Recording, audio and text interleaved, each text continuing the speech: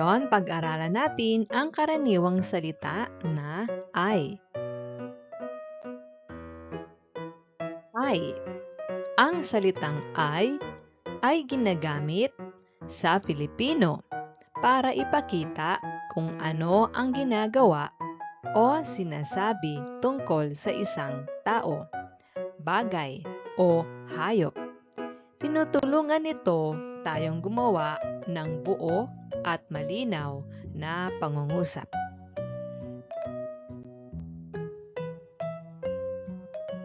Umpisahan natin.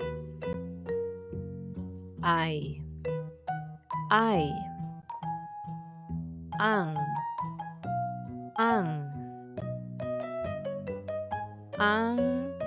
Baso. Ang baso. Iisa ang baso. Iisa ang baso. Ang oso. Ang oso. Ang aso. Ang aso. Ang aso ay iba sa oso. Ulitin natin.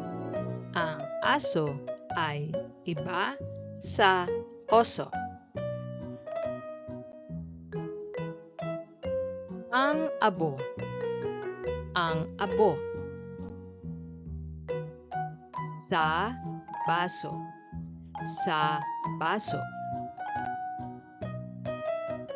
Iba ang abo sa baso. Ulitin natin.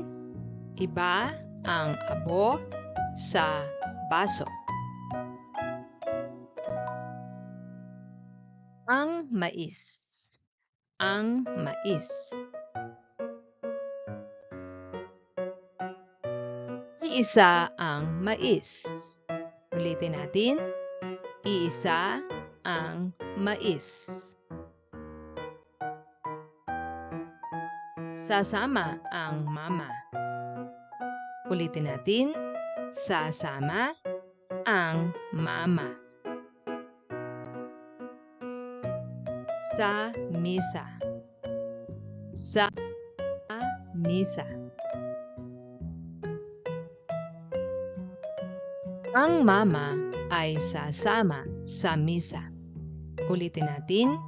Ang mama ay sasama sa misa. Ang ama. Ang ama. Sasama sa masa.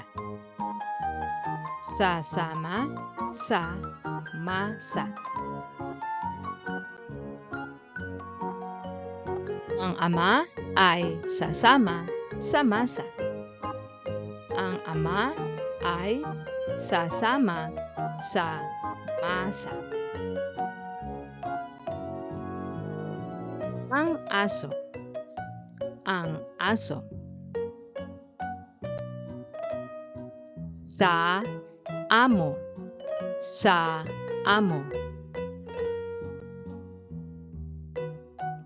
Sasama ang aso sa amo. Ulitin natin. Sasama ang aso sa amo. Ang mami. Ang mami. Maasim. Maasim.